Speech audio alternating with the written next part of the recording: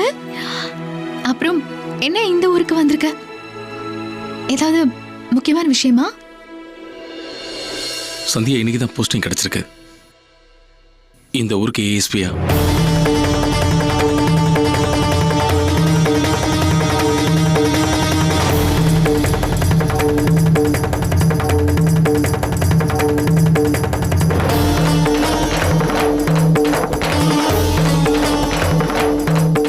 உன்னை டிரான்ஸ்ஃபர் பண்ணியிருக்காங்க டிராஃபிக் டிபார்ட்மெண்ட்டுக்கு. என்ன? எனக்கு இந்த ஆர்டர் கொடுத்து உங்ககிட்ட உங்க வீட்டில் கொடுக்க சொன்னாங்க. சந்தியா அது மட்டும் இல்லாம உங்ககிட்ட இருந்து ஜீப் சாவியும் வாங்கிட்டு வர சொன்னாங்க.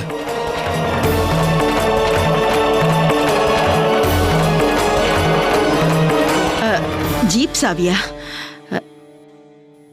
என் மருமகளை வேற ஏதாவது இடத்துக்கு அனுப்புறீங்களா என்ன? ஜாக்கிரிங்க பாருப்பா, உனக்கு தான் சந்தியாவை பத்தி தெரியும்ல. நீங்க 2 பேரும் தானே ஒன்னா ட்ரைனிங் எடுத்தீங்க. நீ போய் இந்த பெரிய ஆபீசர் கிட்ட சொல்லுப்பா, தயவு செஞ்சு இதுல சந்தியாவோட தப்பு எதுவுமே இல்லைன்னு அவர்கிட்ட சொல்லுப்பா. நான் சொல்லி ஏதாவது நடந்தா நல்லதா இருக்கும்.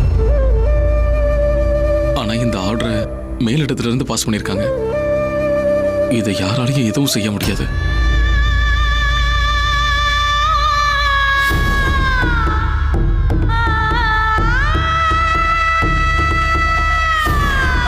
All the best, Zakir.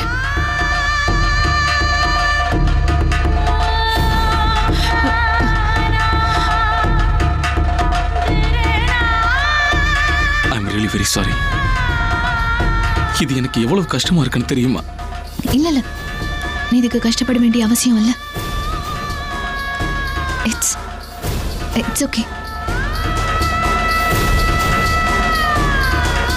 நான் அரசாங்கம் கொடுத்த அந்த கன், அப்புறம் ஜீப், அப்புறம் அந்த ஆர்டர்லயே இப்பவே திருப்பி அனுப்பிடுறேன்.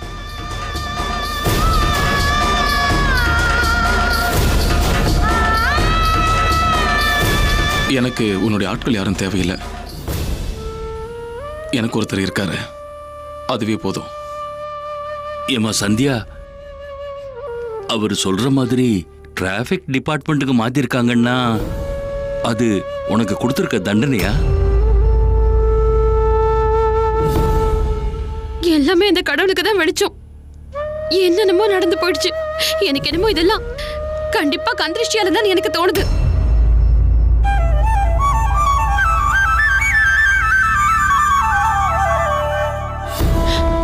இல்ல, என் மருமகளுக்கு யாரோட கண் திருஷ்டியும் படல. என்னோட வாயிலிருந்து வந்த வார்த்தைங்கதான் சந்தியாவுக்கு சாபமா வந்து தாக்கிடுச்சு.